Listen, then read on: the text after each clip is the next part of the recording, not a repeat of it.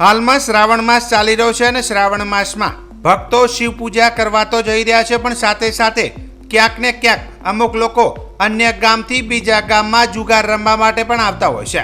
હાલમાં જુગારીયાઓ જુગાર રમતા પકડવાના બનાવો પણ સામે આવી રહ્યા છે.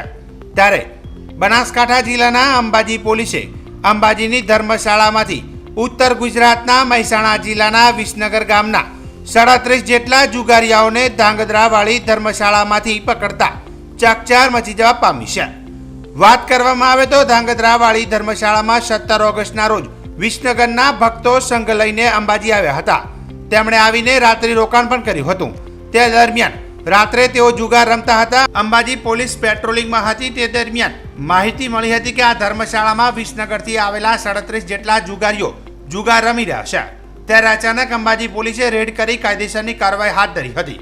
જેમાં રેડ દરમિયાન જુગારીઓ પાસેથી 1,86,600 રોકડા મળી આવ્યા હતા.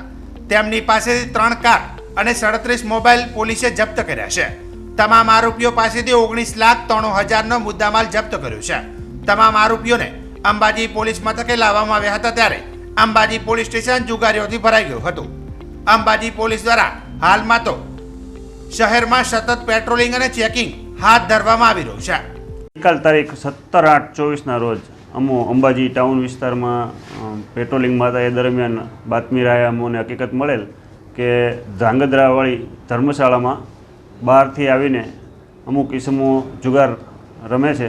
જેથી અમે હકીકતવાળી જગ્યાએ પોલીસ સાથે રેડ કરતા ટોટલ 37 માણસો અને 19,93,000નો મુદ્દામાલ, જેમાં રોકડ 1,86,000 અને 37 મોબાઈલ તેમજ એક આઈસર ટ્રક, એક વેગનાર ગાડી, બીજી ક્રેટા અને એક અમેઝ ગાડી એમ અને 37 મોબાઈલ એમ ટોટલ 1,93,000નો મુદ્દામાલ જપ્ત કરેલ અને આરોપીઓને અટક કરી અને કાયદેસરની કાર્યવાહી કરવામાં આવેલ છે.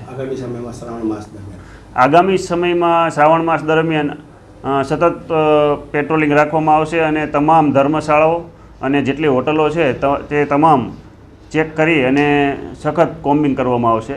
અને આવા જે જુગાર રમે છે તેવા તમામ તત્વો સામે કાયદેસર કડક પગલાં લેવામાં આવશે.